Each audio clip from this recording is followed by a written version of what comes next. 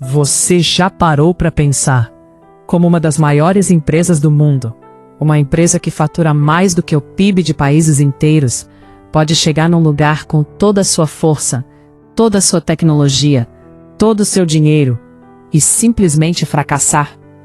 Isso aconteceu aqui, no Brasil, com o Walmart. Eu preciso que você preste muita atenção no que eu vou te contar, porque essa história não é só sobre supermercado. Essa história é sobre arrogância corporativa, sobre erros que custaram bilhões de reais, sobre uma empresa que achava que o mundo inteiro funcionava do mesmo jeito que os Estados Unidos, e pagou um preço altíssimo por isso.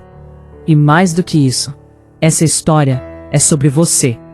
Porque se você já passou por uma situação onde tinha tudo para dar certo e deu errado, se você já viu alguém talentoso, poderoso, com recursos de sobra, afundar por causa de teimosia e falta de humildade, então você vai entender exatamente o que aconteceu com o Walmart no Brasil.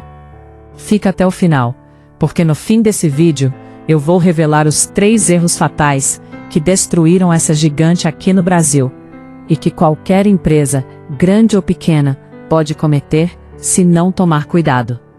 Se você é novo aqui no canal, já deixa o like e se inscreve, porque a gente fala de histórias que você não vai encontrar em lugar nenhum. Bora começar!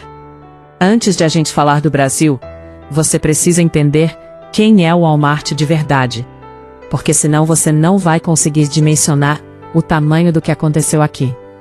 O Walmart foi fundado em 1962 por um homem chamado Sam Walton, em Rogers, no Arkansas, uma cidadezinha no meio do nada, nos Estados Unidos.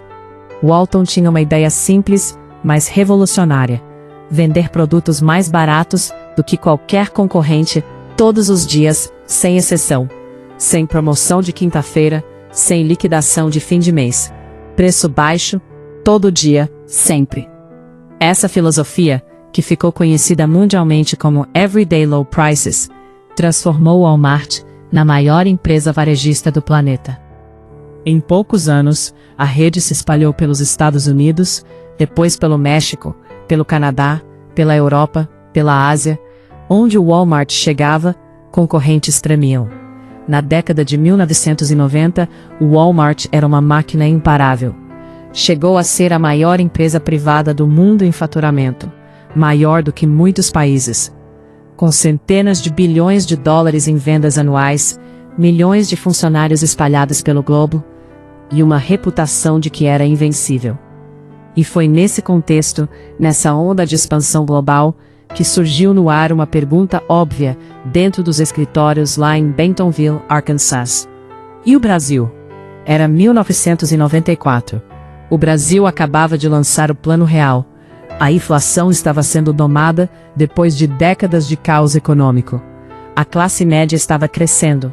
Os brasileiros estavam começando a ter poder de compra de verdade. O mercado consumidor estava explodindo. Para os executivos do Walmart, o Brasil era uma oportunidade única. Um país de mais de 150 milhões de pessoas, com uma economia em ascensão, sem uma rede varejista dominante de alcance nacional. Era terra virgem. Era o lugar perfeito para o Walmart plantar sua bandeira e crescer. E foi assim que em 1995, o Walmart desembarcou no Brasil. A primeira loja foi um Sam's Club, em São Caetano do Sul, na Grande São Paulo. Logo em seguida, veio um Walmart em Osasco. A empresa chegou com pompa, com investimento pesado, com a arrogância silenciosa de quem sabe que é o maior do mundo.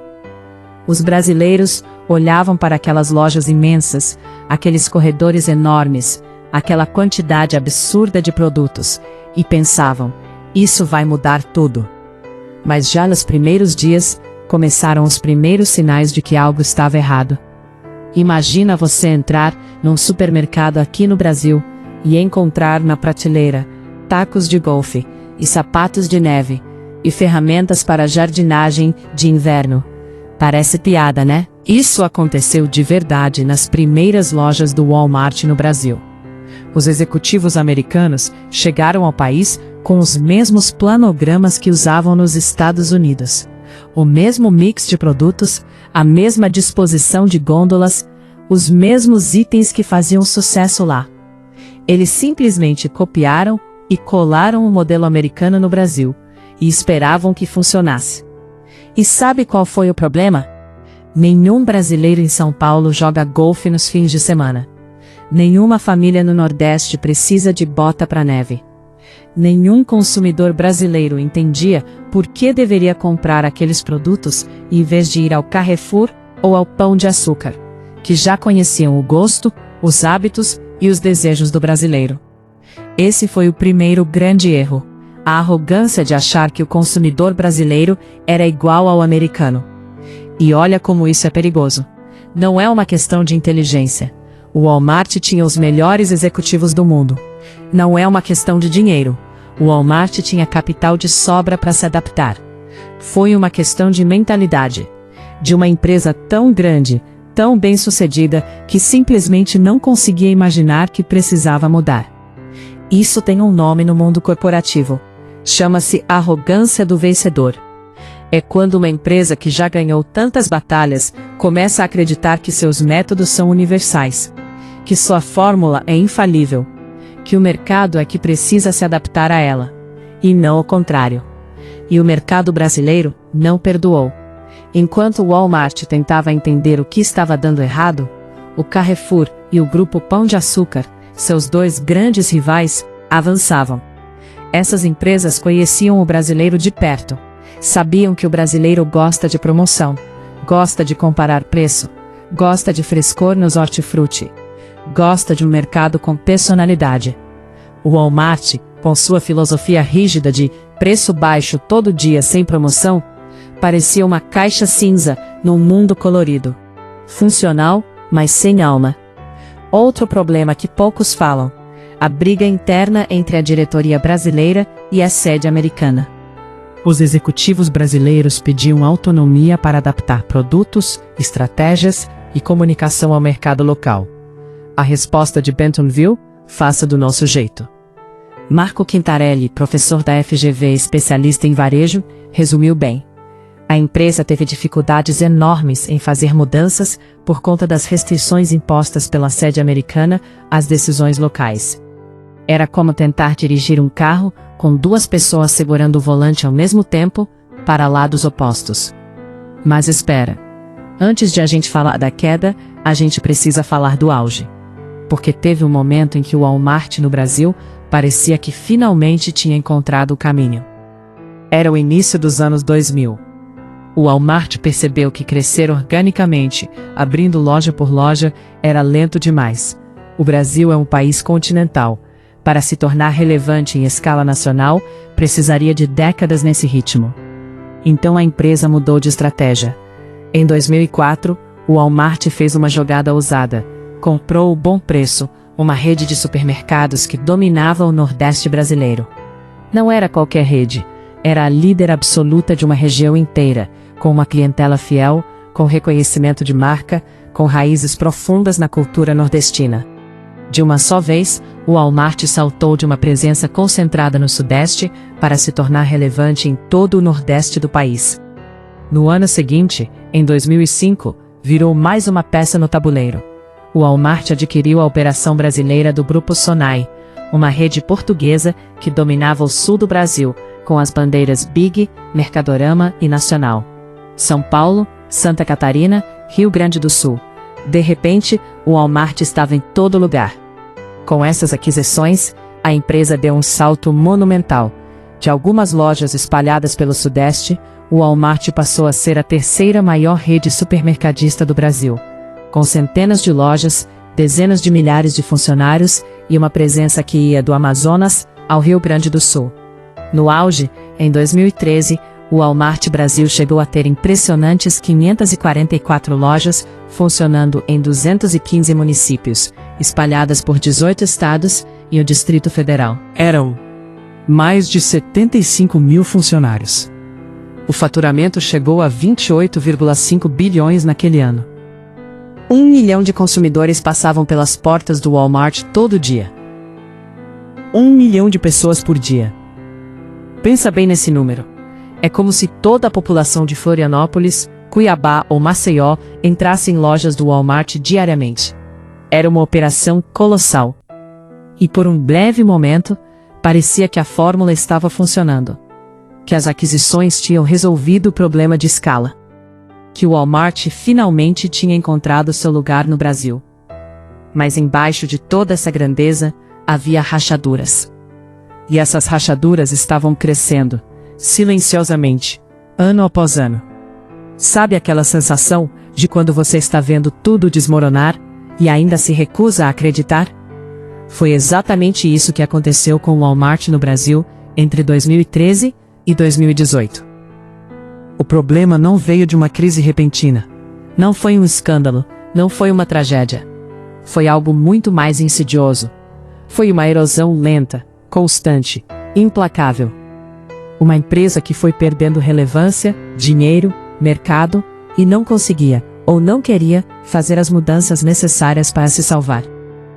Vamos aos números, porque os números não mentem. Entre 2013 e 2016, a receita dos supermercados do Walmart no Brasil retraiu 18%. O faturamento por metro quadrado, que é um dos indicadores mais importantes do varejo, caiu 16% no mesmo período. Em 2017, o Walmart Brasil faturou 28,1 bilhões de reais, uma queda de 7,4% em relação ao ano anterior, já descontada a inflação. 7 anos consecutivos de prejuízo operacional. 7 anos. A empresa tentou estancar o sangramento, fechando 59 lojas e demitindo 12,7% dos funcionários. Mas não adiantou. Era como tapar um vazamento de cano estourado com esparadrapo. Mas o que causou isso? Por que uma empresa tão grande com tanto recurso afundou assim? A resposta tem 3 camadas, e cada uma delas é uma lição poderosa. Primeira camada: o erro estratégico das marcas. Quando o Walmart comprou Bom Preço, Big, Mercadorama e Nacional, adquiriu junto com essas redes algo precioso: a lealdade do consumidor local. As pessoas tinham afeto por essas marcas. Eram parte da identidade das comunidades. O que o Walmart fez? Aos poucos foi apagando todas essas marcas para colocar a bandeira Walmart. Entre 2016 e 2017, as bandeiras regionais foram definitivamente encerradas, num investimento de cerca de R$ 1 bilhão para unificar tudo como Walmart Supermercados. Parece lógico, né? Simplificar, unificar, fortalecer uma única marca. Mas foi um erro devastador, porque as pessoas que compravam no Bom Preço, compravam por causa do bom preço. As pessoas que iam ao Mercadorama, iam pelo Mercadorama. Quando a marca sumiu, a lealdade foi junto. Segunda camada: o erro do formato de loja. Enquanto o Walmart apostava tudo no modelo de hipermercado, lojas gigantes amplas, com tudo numa só place, o mercado brasileiro estava mudando sob seus pés. O atacarejo explodia no Brasil. O modelo de comprar em grandes volumes, com preços de atacado, caiu no gosto do brasileiro médio, que queria economizar. Carrefour tinha o Atacadão. Grupo Pão de Açúcar tinha o Açaí. Essas duas redes investiram pesado nesse formato e colheram os frutos. O Walmart tinha o Maxi Atacado, uma bandeira que poderia ter sido a resposta para esse movimento. Mas não expandiu de forma expressiva. Ficou parado enquanto os concorrentes corriam. É como se você tivesse um mapa do tesouro na mão e preferisse ficar sentado em casa. Terceira camada: o erro cultural. A mais difícil de admitir. Alberto Serrentino, fundador da consultoria Varese Retail, disse uma coisa que resume tudo. Eles entraram no Brasil e desprezaram o conhecimento local. Cometeram erros de formato de loja, localização dos pontos de venda e sortimento dos produtos. Enquanto tentavam entender o Brasil, o mercado evoluía e o Walmart começou a lidar com maior competição. O consumidor brasileiro é complexo, é emocional, é apaixonado.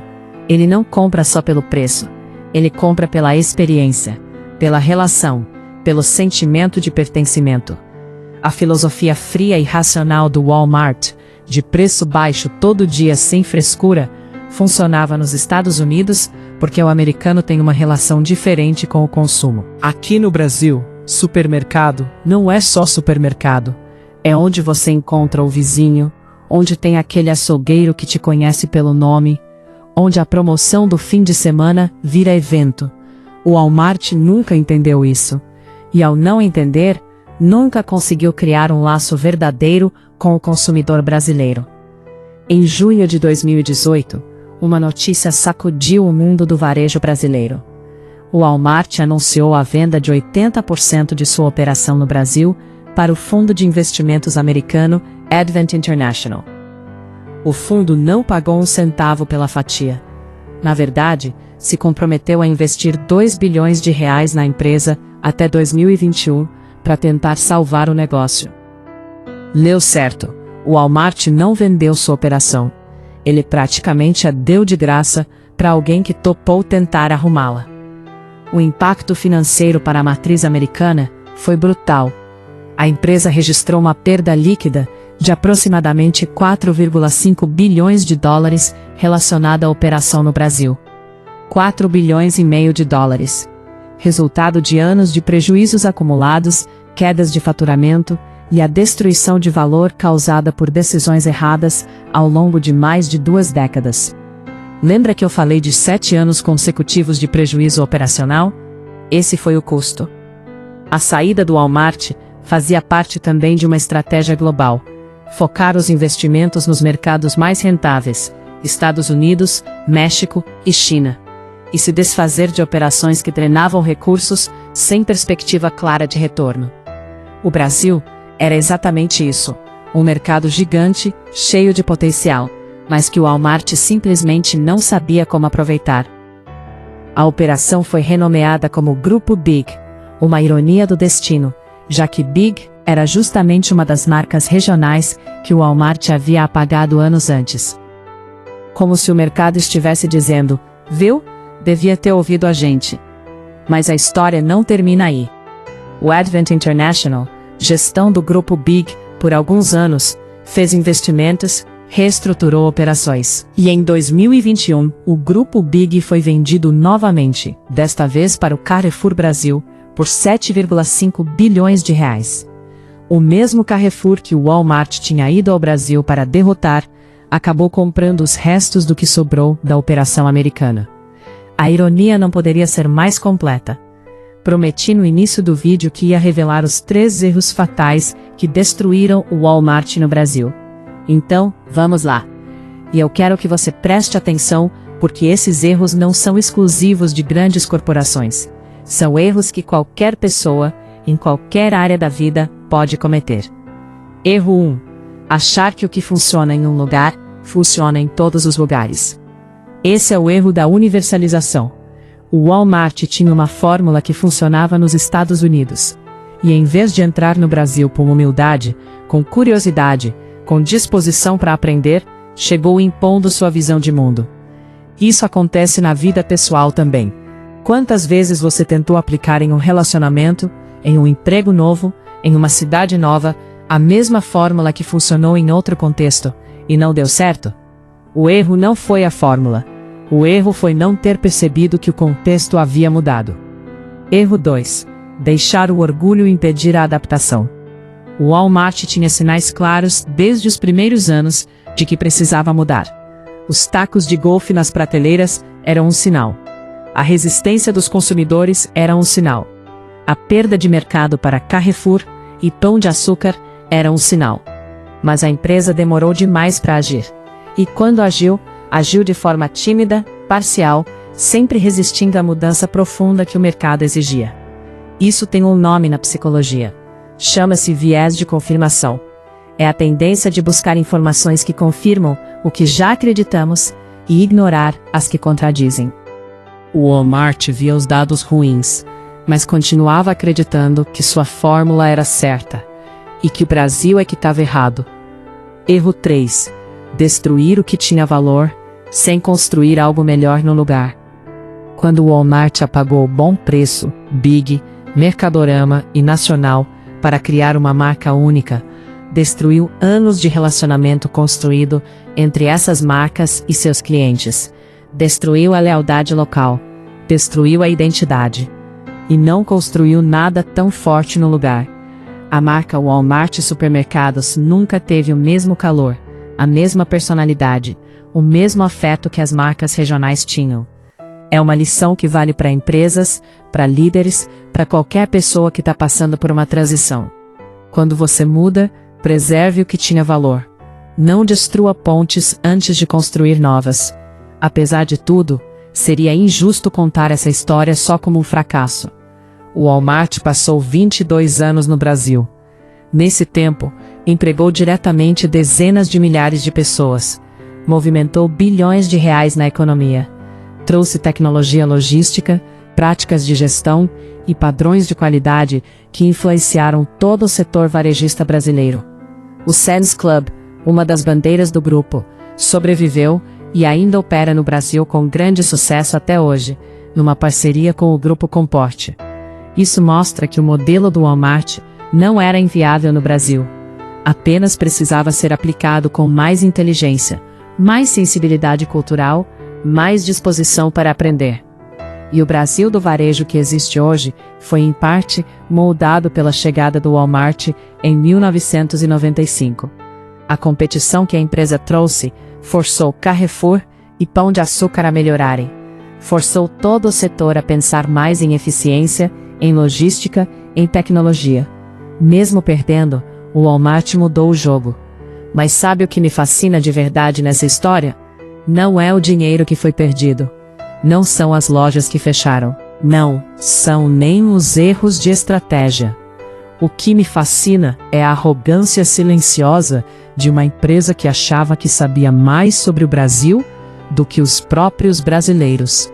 E isso, meu amigo, é o espelho que podemos usar para olhar para nós mesmos.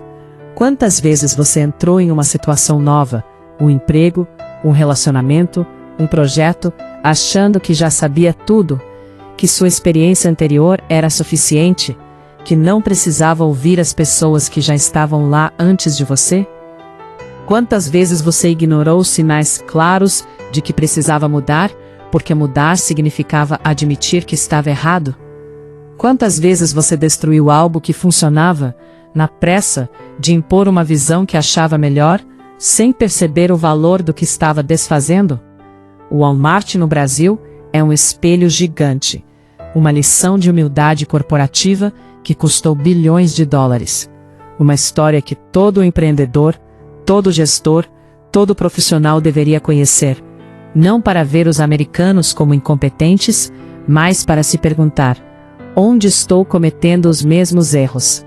Porque a verdade é que o Walmart tinha tudo para dar certo no Brasil. Tinha dinheiro, tinha tecnologia, tinha escala, tinha marca global.